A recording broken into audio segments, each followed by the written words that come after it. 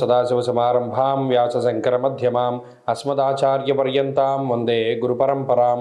జ్యోతిషాస్త్రాన్ని భావితరాల వారికి ప్రసాదించిన ఋషుల యొక్క పాదపద్మాలకి నమస్కారం చేసుకుంటూ, అలాగే నాకు ఈ జ్యోతిష విద్యను నేర్పిన గురువర్యులు జ్యోతిష బ్రహ్మ కీర్తిశేషులు శ్రీ ఈరంకి సూర్యనారాయణమూర్తి గారు, సూర్యశ్రీ దైవజ్ఞ గారి యొక్క పాదపద్మాలకి నమస్కారం చేసుకుంటూ, ఓం శ్రీ మహాగణాధిపతి నమః, శ్రీ గురుభ్యో నమః, హరి ఓం.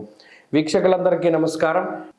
వృషభ రాశి వారికి చతుర్గ్రహ కూటమి ఈ వారంలో అష్టమ స్థానమందు ఏర్పడుతూ ఉన్నది. ఇది కొంచెం జాగ్రత్తగా పరిశీలన చేయవలసినటువంటి విషయం.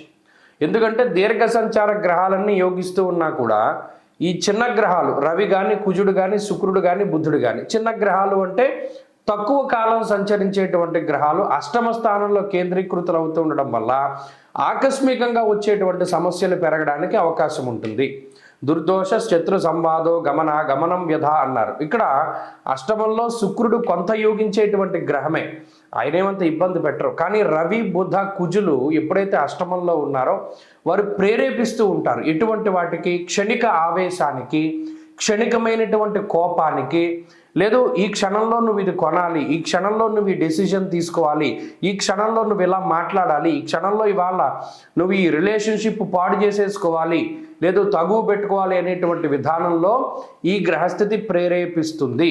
ఎప్పుడు అగ్రెసివ్నెస్ అనేటువంటిది పనికిరాదు. వృషభ రాశి వారు ఈ వారం మొత్తము గుర్తుపెట్టుకోవాల్సినటువంటి విషయం ఏంటంటే అగ్రెసివ్నెస్ అన్నది పనికిరాదు. అంటే ఏదైనా తీక్షణంగా, క్రూరంగా వెంటనే చేసేటువంటి చర్యలు ఏవైతే ఉంటాయో వాటిని మానుకోవడం ఉత్తమము. అప్పటికప్పుడు చేయవలసి వచ్చినవి ఇవి చేయకూడదు. ఇమీడియట్గా డెసిషన్ తీసుకోవాలి. అంటే తొందరగా నిర్ణయం తీసుకోవాల్సి వచ్చినటువంటివి ఏవి కూడా నిర్ణయాలు తీసుకోకుండా వాటన్నిటిని కూడా వాయిదా వేసుకున్నటువంటిది చెప్పదగినటువంటి సూచన. అలాగే ప్రయాణాల విషయంలో జాగ్రత్తగా ఉండడము. ప్రయాణాలు మన అనుకున్నటువంటి రూట్ వేరు, కానీ తీరా అక్కడికి వెళ్ళిన తర్వాత అది మారిపోతూ ఉంటుంది.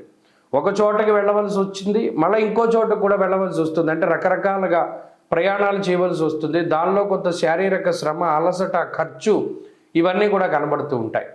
అలాగే సఖ్యత లోపిస్తుంది కుటుంబ సభ్యుల మధ్యలో. చిన్న చిన్న విషయాలు ఎందుకు పట్టించుకుంటారు, అయినా దీనికి మీరు ఎలా ఆలోచించడం ఎందుకు, ఇంత సింపుల్గా ఆలోచిస్తే సరిపోతుంది కదా, మీరు ఎందుకు ఇంత కాంప్లికేట్ చేస్తున్నారు అనేటువంటి విధంగా మీరు కుటుంబ సభ్యులకి సలహాలు ఇవ్వడానికి కూడా ఈ గ్రహస్థితి అవకాశాన్ని కల్పిస్తుంది. ఎందుకంటే ఈ గ్రహాలన్నీ కుటుంబ స్థానాన్ని చూస్తున్నాయి.